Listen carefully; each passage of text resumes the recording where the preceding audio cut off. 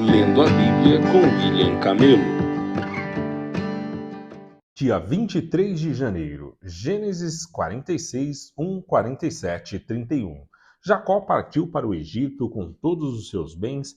Quando chegou a Berseba, ofereceu sacrifícios ao Deus de Isaque, seu pai. Durante a noite, Deus lhe falou numa visão. Jacó, Jacó, chamou ele. Aqui estou, respondeu Jacó. Eu sou Deus, o Deus de seu pai, disse a voz. Não tenha medo de descer ao Egito, pois lá farei de sua família uma grande nação. Descerei com você ao Egito e certamente o trarei de volta, e José estará ao seu lado quando você morrer.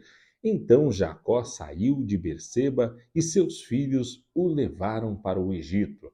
Transportaram o pai, as crianças e as mulheres nas carruagens que o faraó lhes havia providenciado. Também levaram todos os seus rebanhos e os bens que haviam adquirido na terra de Canaã. Assim, Jacó e toda a sua família foram para o Egito, filhos e netos, filhas e netas, todos os seus descendentes. Estes são os nomes dos descendentes de Israel, os filhos de Jacó, que foram ao Egito. Ruben foi o filho mais velho de Jacó. Os filhos de Ruben foram Enoque, Palu, Esrom e Carme. Os filhos de Simeão foram Gemuel, Jamim, Oade, Jaquim, Zoar e Saul. A mãe de Saul era cananita. Os filhos de Levi foram Gerson, Coate e Merari. Os filhos de Judá foram Onã, Sela, Pérez e Zerá. Embora e Onã tivessem morrido na terra de Canaã, os filhos de Pérez foram Esrom e Amul. Os filhos de Isacar foram Tola, Puá, Jazube e Sinrom. Os filhos de Zebulon foram Sered, Elon e Jaliel. Esses foram os filhos de Lia e Jacó, nascidos em Padarã, além de sua filha Diná. Por meio de Lia, Jacó teve 33 descendentes, tanto homens quanto mulheres. Os filhos de Gade foram Zefon, Rage, Suni, Esbom, Peri, Arode e Areli. Os filhos de Azer foram Imná, Isva, Isvi e Berias. A irmã deles se chamava Sera. E os filhos de Berias foram Eber e Malquiel. Esses foram os filhos de Zilpa, serva dada a Lia por Labão, seu pai. Por meio de Zilpa, Jacó teve 16 descendentes. Os filhos de Raquel, mulher de Jacó, foram José e Benjamim. Os filhos de José, nascidos no Egito, foram Manassés e Efraim. Sua mãe foi Azenate, filha de Potifera, sacerdote de On. Os filhos de Benjamim foram Bela, Bequer, Asbel, Gira, Naamã, Ei, Ros, Mupim, Rupim e Arde.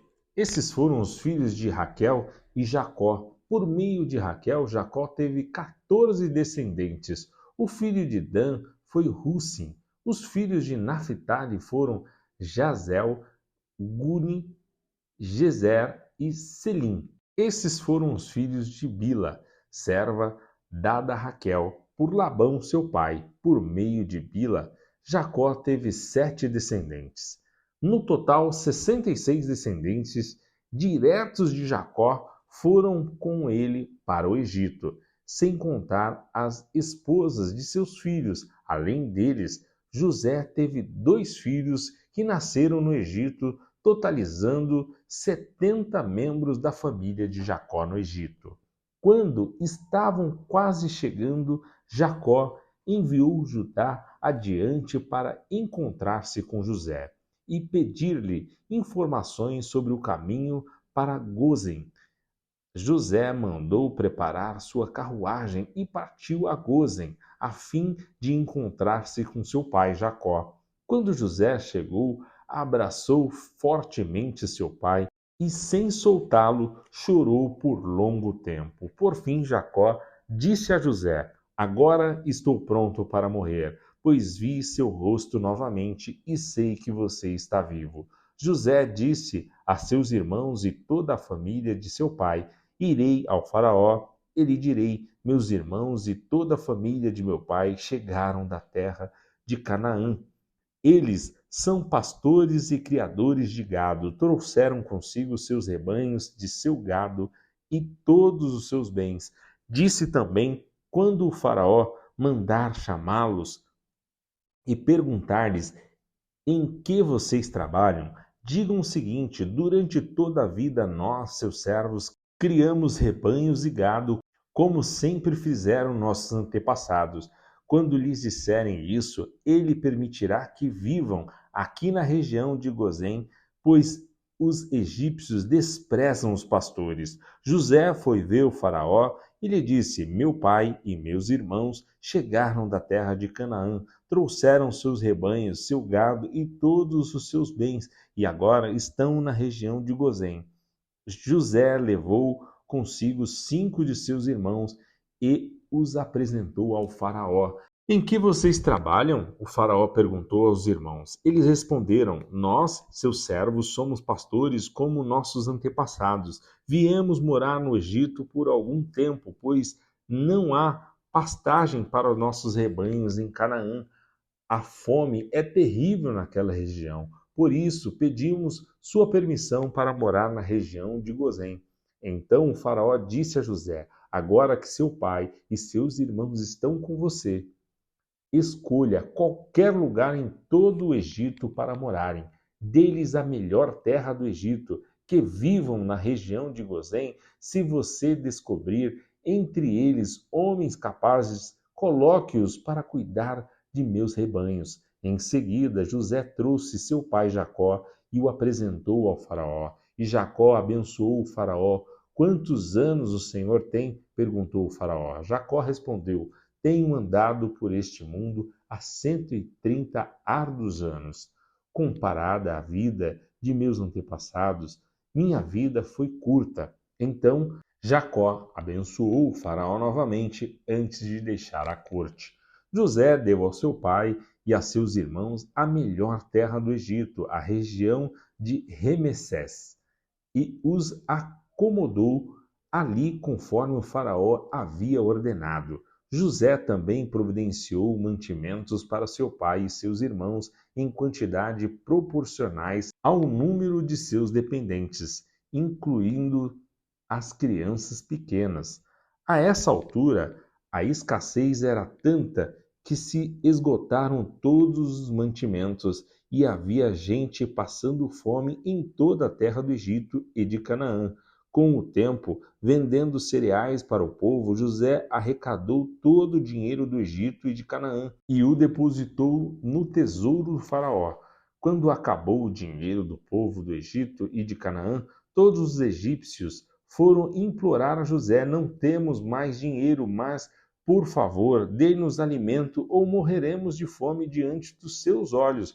José respondeu: Visto que seu dinheiro acabou, tragam-me seus animais, eu lhes darei alimento em troca. Então eles entregaram seus animais a José em troca de alimento. José lhes forneceu mantimentos para mais um ano em troca de seus cavalos, rebanhos de ovelhas, bois e jumentos. Mas aquele ano chegou ao fim. E no ano seguinte, o povo voltou a José dizendo: Não podemos esconder a verdade. Nosso dinheiro acabou e nossos rebanhos e gado lhe pertencem. Não nos resta coisa alguma para oferecer além de nossos corpos e nossas terras. Por que morreríamos de fome diante dos seus olhos?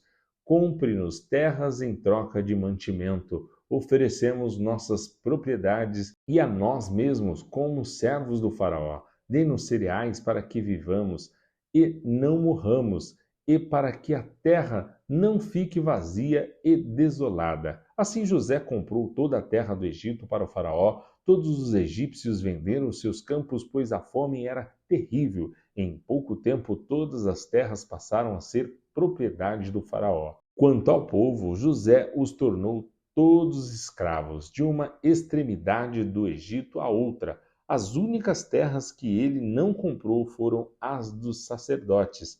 Eles recebiam do faraó uma porção regular de mantimentos, por isso não precisaram vender suas terras. Então José disse ao povo: Hoje eu comprei vocês e suas terras para o faraó. Em troca, fornecerei sementes para cultivarem os campos.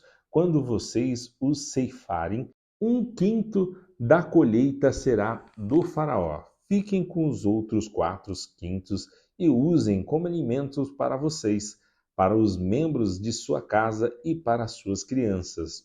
O Senhor salvou nossa vida, exclamaram, permita-nos servir ao faraó. Então José mandou publicar um decreto que vale até hoje na terra do Egito, segundo o qual 1/5 de todas as colheitas pertence ao faraó. Apenas as terras dos sacerdotes não foram entregues ao faraó. Enquanto isso, o povo de Israel se estabeleceu na região de Gozém, no Egito. Ali adquiriram propriedades e tiveram muitos filhos, e sua população cresceu rapidamente. Depois de chegar ao Egito, Jacó viveu mais 17 anos, portanto, viveu ao todo 147 anos. Quando se aproximava a hora de sua morte, Jacó chamou seu filho José e lhe disse: Peço que me faça um favor. Coloque sua mão debaixo da minha coxa e jure que mostrará sua bondade e lealdade a mim, atendendo a este último desejo. Não me sepulte no Egito. Quando eu morrer, leve meu corpo para fora do Egito e sepulte-me com meus antepassados. José prometeu: farei como o Senhor me pede.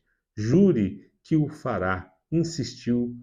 José fez o juramento e Jacó se curvou humildemente à cabeceira de sua cama. Mateus 15, 1-28.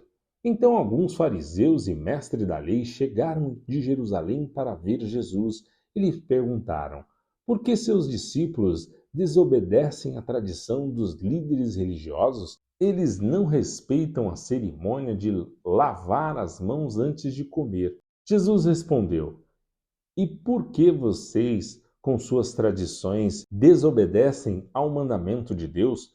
Pois Deus ordenou: honre seu pai e sua mãe, e quem insultar seu pai ou sua mãe será executado. Em vez disso, vocês ensinam que se alguém disser a seus pais: sinto muito, mas não posso ajudá-los, jurei entregar como oferta a Deus aquilo que eu teria dado a vocês. Não precisará mais honrar seus pais.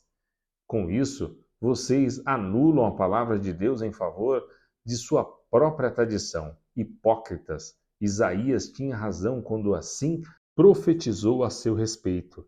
Este povo me honra com os lábios, mas o coração está longe de mim. Sua adoração é uma farsa, pois ensinam ideias humanas, como se fossem mandamentos divinos. Jesus chamou a multidão para perto de si e disse: ouçam e procurem entender. Não é o que entra pela boca que os contamina.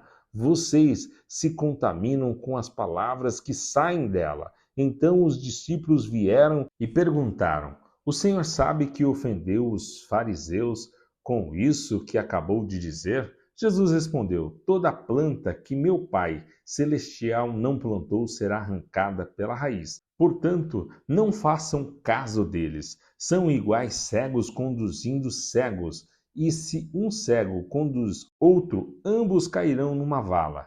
Então Pedro disse: explique-nos a parábola de que as pessoas não são contaminadas pelo que comem. Ainda não entendem? Perguntou Jesus. Tudo o que comem passa pelo estômago e vai para o esgoto, mas as palavras vêm do coração e é isso que os contamina, pois do coração vêm maus pensamentos, homicídio, adultério, imoralidade sexual, roubo, mentiras e calúnias. São essas coisas que os contaminam.